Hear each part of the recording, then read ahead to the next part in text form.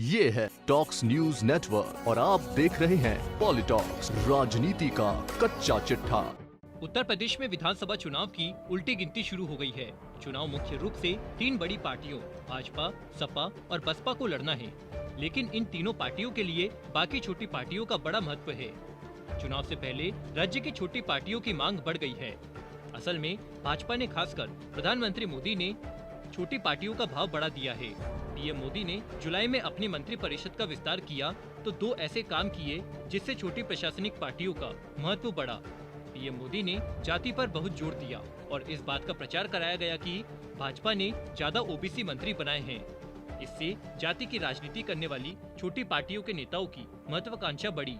PM ने दूसरा काम यह किया कि 2 साल तक सरकार से बाहर रखी गई अनुप्रिया पटेल को केंद्र में मंत्री बना दिया।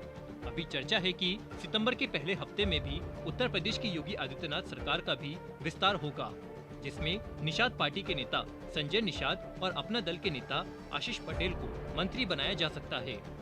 आशीष पटेल केंद्रीय मंत्री अनुप्रिया पटेल के पति है। भाजपा द्वारा छोटी प्रादेशिक पार्टियों को इतना महत्व दिए जाने का नतीजा यह हुआ है कि अब उत्तर प्रदेश में प्रादेशिक पार्टियों को लगने लगा है कि चुनाव से पहले उन्हें कुछ भी हासिल हो सकता है, इसलिए वे चुनाव के हिसाब से अपनी पोजीशनिंग कर रहे हैं। भाजपा ने तो अपनी पार्टियां चुन ली है और उन्हें जो देना था वह दे दिया है, लेकिन मुश्किल समाजवादी पार्टी के सामने है। समाजवादी पार्टी के अखिलेश यादव केवल आश्वासन दे सकते हैं। भाजपा की तरह देने को कुछ भी नहीं है। उनके पास सिर्फ उत्तर प्रदेश विधानसभा की 403 सीटें हैं, जिसमें छोटी पार्टियां ज्यादातर हिस्सेदारी की मांग कर रही है। राष्ट्रीय लोकदल को भी ज्यादा सीटें चाहिए तो महान दल को भी अपनी हैसियत से ज्यादा सीट चाहिए। इन दोनों पार्टियों के साथ सपा की बातचीत चल रही है। अपना दल के दूसरे घड़े के साथ भी सपा की बात हो सकती है और अगर ओम प्रकाश राजभर तैयार हो तो पार्टी उनसे भी बात करने को तैयार है, लेकिन फिलहाल राजभर दूसरे समीकरण पर काम कर रहे हैं। बता दें, ओम प्रकाश राजभर इस समय भीम आर्मी के चंद्रशेखर से बात कर रहे हैं, तो उन्होंने अजहुद्दीन ओवैसी की AIMIM के साथ भी बातचीत जारी रखी है। उत्तर प्रदेश में फिलहाल बहुजन समाज पार्टी और कांग्रेस दो ऐसी पार्टियां हैं जिनके पास तालमेल के लिए कोई प्रादेशिक पार्टी नहीं है।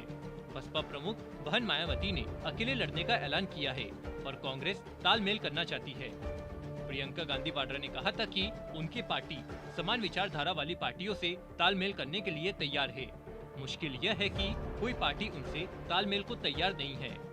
इधर खबर यह है कि प्रशांत किशोर किसी तरह से फिर सपा के साथ कांग्रेस का तालमेल कराने की कोशिश में लगे हैं और खबर ये भी निकल कर आ रही है कि कांग्रेस 30-40 सीटों पर माने तो बात बन भी सकती है। PoliTalks bureau UP. ये है टॉक्स न्यूज नेटवर्क और आप देख रहे हैं पॉलिटॉक्स, राजनीति का कच्चा चिट्ठा।